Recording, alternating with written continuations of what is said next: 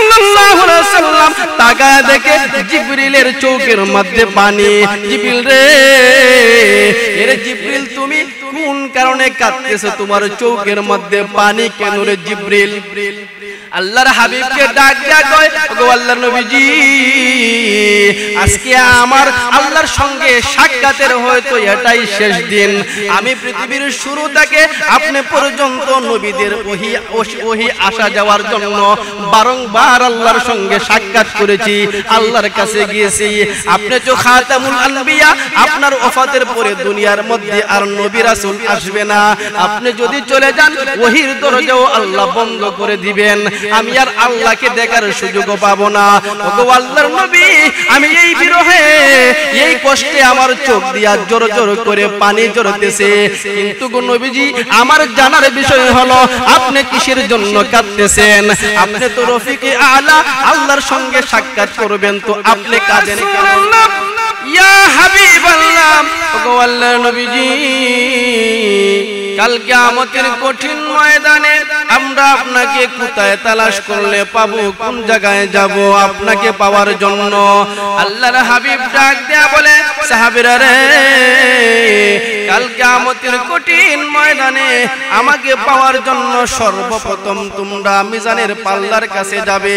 ইয়া রাসূলুল্লাহ, মিজানের পাল্লার কাছে যদি আপনাকে না পাই, তাহলে আমরা আপনাকে কোন জায়গায় গিয়ে তালাশ করব? কোথায় গেলে পাবো?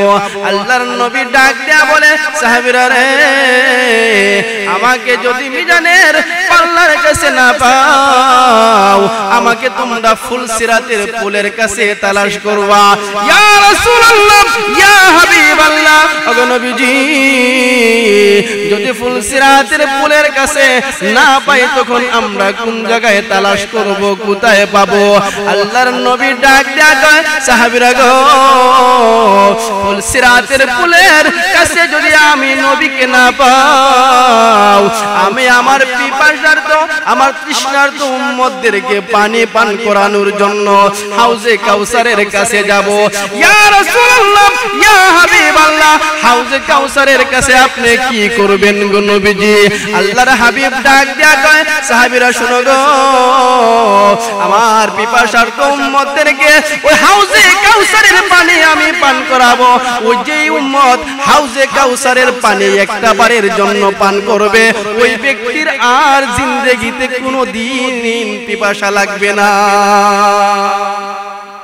আমার ভাইরা, আমার বন্ধুরা, ওই কিয়ামতের কঠিন ময়দানেও আমার আপনার নবী আমাকে আপনাকে বলবে না। ওই দিন মা তার সন্তানকে ভুলে যাবে, বাবা তার সন্তানকে মনে রাখবে না, ভাই ভাইকে মনে রাখবে না।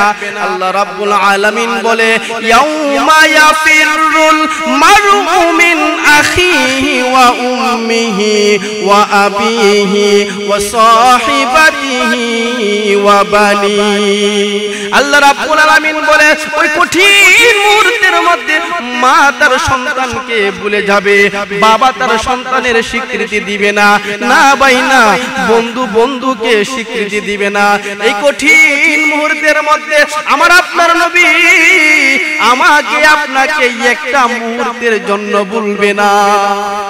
তো ভাই, যেই নবী আমাকে আপনাকে কঠিন মুসিবতের সময়ও ভুলবে না, ওই নবীকে ভালোবাসবেন না তো বাসবেন কাকে? এই জন্য আমার আপনার উচিত হলো সব সময় নবীজির সুন্নত, নবীজির সিরত, নবীজির সুরতে নিজেকে সাজানো। কারণ আল্লাহর হাবিব সাল্লাল্লাহু আলাইহি ওয়াসাল্লাম যখন পৃথিবী থেকে চলে যান, যখন পৃথিবী থেকে চলে যাবেন, এই কঠিন অবস্থার মধ্যে, এহেন সময়ের মধ্যেও আল্লাহর হাবিব সাল্লাল্লাহু আলাইহি ওয়াসাল্লাম আমাকে আপনাকে ভুলে নাই। অথচ নবীজির এই অবস্থার মধ্যেও নবীজির 9টা ফ্যামিলি, প্রত্যেকটা ফ্যামিলির প্রত্যেকটা স্ত্রী নবীজির উপবাস, ঘরের মধ্যে খাবার ছিল না। এই অবস্থার মধ্যেও আল্লাহর হাবিব সাল্লাল্লাহু আলাইহি ওয়াসাল্লাম তার ফ্যামিলির চিন্তা না করে উম্মতের ফিকির করে, উম্মতকে নবীজির ভালোবাসা এমন ছিল। আল্লাহর হাবিব সাল্লাল্লাহু আলাইহি ওয়াসাল্লাম আম্মা জান ফাতেমা রাদিয়াল্লাহু তাআলা আনহাকে ডাক দেয়া বলে, মা দেখো না দরজার মধ্যে কে যেন দাঁড়িয়ে আছে। আম্মা জান ফাতেমা দরজাটা খোলার পরে তাকায়া দেখেন এমন একজন ব্যক্তি দাঁড়িয়ে আছে যার চেহারাটা মক্কা মদিনার কোন মানুষের সঙ্গে মিল নাই। মা ফাতেমা ডাক দেয়া কয়, বাবা গো, দাঁড়িয়েছে যার চেহারাটা মক্কা মদিনার মানুষের সঙ্গে মিল নাই। আল্লাহর নবী ডাক দিয়া কয়, ও ফাতেমা, এটা আর কেউ না, এটা হলো মালাকুল মাউত আজরাইল। মালাকুল মাউত আজরাইল চলে এসেছে। আম্মা জান ফাতেমা রাদিয়াল্লাহু তাআলা আনহা তখন ডাক দিয়া কয়, বাবা গো, আপনি অসুস্থ অবস্থায় অনেক দিন বিছানার মধ্যে শায়িত গো বাবা, এই কঠিন পরিস্থিতির মধ্যে আজরাইল কেন এসেছে আমার আর জানার কোনো বাকি রইল না। আমি বুঝতে পেরেছি গো বাবা, আপনাকে নেওয়ার জন্য আজরাইল চলে এসেছে। না গো বাবা না, আমি দরজা খুলব না, আসার অনুমতি দিব না। আল্লাহর নবী ডাক দেয়া কয়, ফাতেমা গো, আজরাইল কারো দরজা দিয়ে প্রবেশ করার জন্য অনুমতি লাগে না গো মা। আল্লাহ রাব্বুল আলামিন আজরাইলকে ওটু অনুমতি দিয়ে দিয়েছেন। এটা হলো তোমার বাবার একটা শান, এটা তোমার বাবার শান, এটা কোনো মানুষকে আল্লাহ দেয় নাই। আল্লাহর হাবিব সাল্লাল্লাহু আলাইহি সাল্লাম বলে, মা ফাতেমা,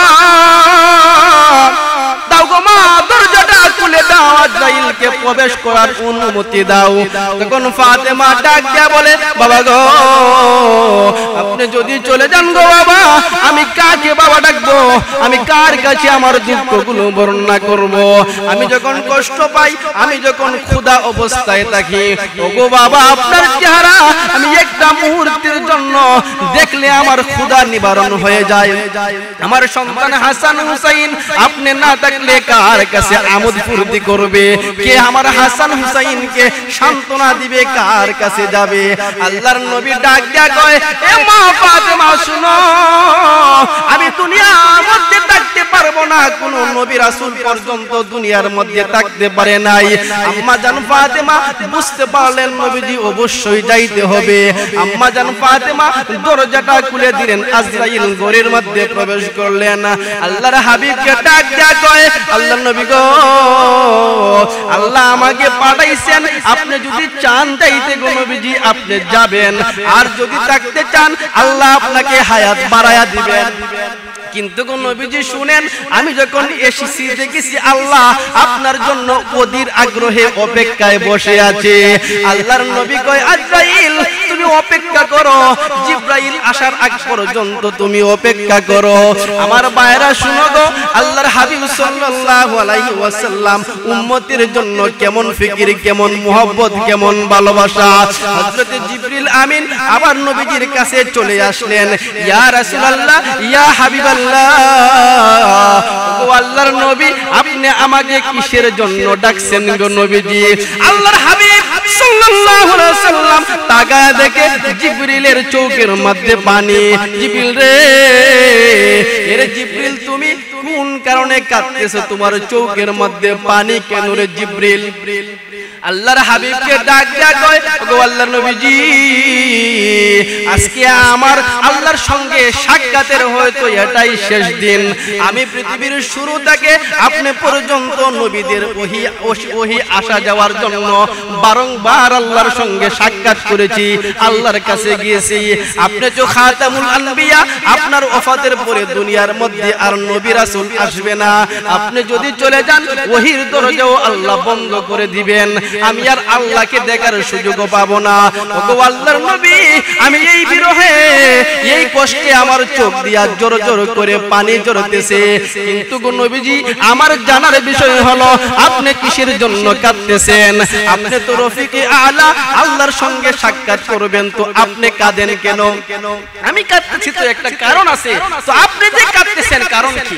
আপনি কোন কারণে আপনি কাঁদতেছেন? আল্লাহর হাবিব তখন ডাক দিয়া বলে, এরে জিবরিল, জিবরিল রে, শোনো রে জিবরিল, আমি দুনিয়া থেকে চলে যাব রে জিবরিল। এখন পর্যন্ত একটা প্রশ্নের উত্তর পাইনি। একটা প্রশ্নের উত্তর না পাওয়া পর্যন্ত আমার মনটা শান্ত হবে না। ওগো আল্লাহর নবী, বলেন না গো নবী, আপনি কোন উত্তরটা জানতে চান? আরে জিবরিল শোনো, আমি যখন পৃথিবীর মধ্যে ছিলাম রে জিবরিল, জিবরিল আমার উম্মতের দেখাশোনার দায়িত্ব আল্লাহ আমাকে দিয়েছিলেন, আমি দেখাশোনা করেছি। আরে জিবরিল আমি যদি দুনিয়া থেকে চলে যাই আমার উম্মতের দেখাশোনা কে করবে? কে আমার উম্মতের দেখাশোনা করবে? আমার উম্মতের বিপদের সম্মুখীন হলে কে আশ্রয় দিবে? আল্লাহর হাবিব সাল্লাল্লাহু আলাইহি সাল্লাম এই প্রশ্ন করার পরে জিবরিল বলে উত্তর আমার কাছে নাই। আল্লাহর হাবিবের প্রশ্নের উত্তর জানার জন্য জিবরিল চলে গেলেন আল্লাহর কাছে। আবার মুহূর্তের মধ্যে চলে আসলেন। জিবরিল আয়েশা ডাক দিয়া কয় আল্লাহর নবী গো, ইয়া রাসূলুল্লাহ, ইয়া হাবিবাল্লাহ, আল্লাহ রাব্বুল আলামিন বলেছেন আপনি পৃথিবীর মধ্যে যতদিন ছিলেন আপনার উম্মতের দেখাশোনা আপনি করেছেন।